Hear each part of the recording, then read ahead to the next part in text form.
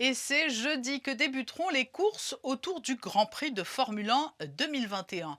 Jusqu'à dimanche, il n'y a pas que les écuries et les pilotes qui seront mobilisés pour assurer la sécurité et le bon déroulement de cet événement. De très nombreux secouristes vont être sollicités. Le directeur opérationnel du secourisme et des actions internationales de la Croix-Rouge monégasque est notre invité. Bonsoir Claude Fabretti. Bonsoir Patricia. Vous êtes pour le coup en plein cœur du dispositif, à quelques jours du début des courses du Grand Prix de Formule 1. Vous êtes en ordre de marche, tous les secouristes sont sur le pied de guerre. Tout à fait, les secouristes de Monaco sont déjà là et demain nous accueillerons les renforts qui vont venir prêter main forte à la Croix-Rouge monégasque pour ces 4 jours d'épreuve. Alors combien de secouristes seront mobilisés?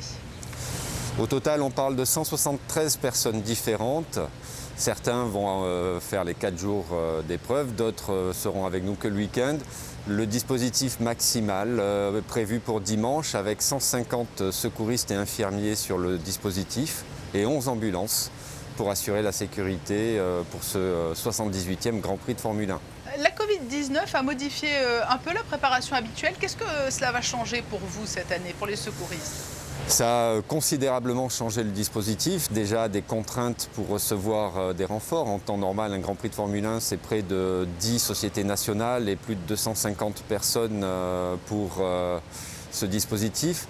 La fermeture des secteurs pelouse-rocher, enceintes Z1, toutes les enceintes où les gens étaient habituellement debout sont fermées actuellement. Donc on est à peu près 2/3 d'un effectif classique. Et les dispositifs pris avec le CHPG, le gouvernement princier, dans un contexte Covid, modifient également les procédures de prise en charge des patients éventuels.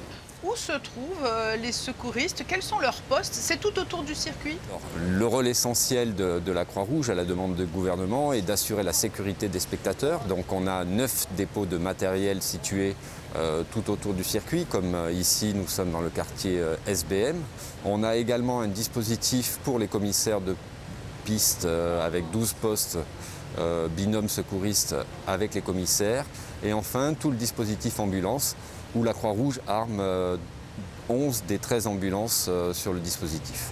Mais donc, ils doivent pouvoir intervenir rapidement, alors non seulement auprès des spectateurs, mais aussi en cas d'accident, ou là, pas du tout? On va faire le distinguo entre un pilote sur une des épreuves FIA où là c'est très réglementé et seuls des médecins habilités par la FIA qui suivent l'intégralité du championnat sont habilités à intervenir sur le pilote.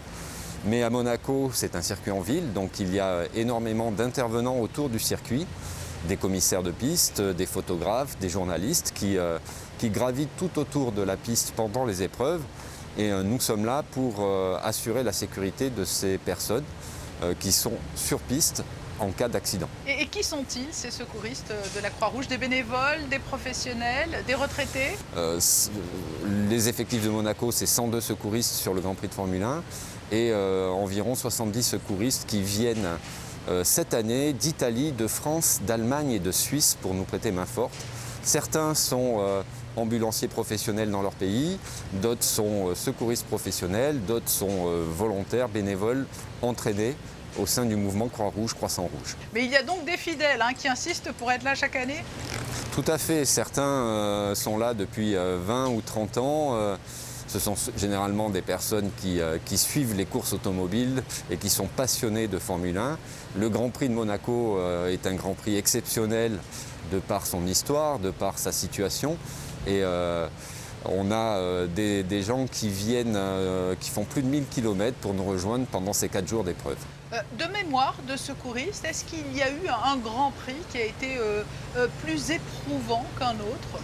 Alors cette année, malgré le fait qu'il y aura moins de spectateurs, le fait d'avoir enchaîné 3 Grands Prix pour nos équipes, et notamment l'équipe de permanent, ça a été assez difficile parce que c'est le 3e Grand Prix qu'on enchaîne à 15 jours d'écart.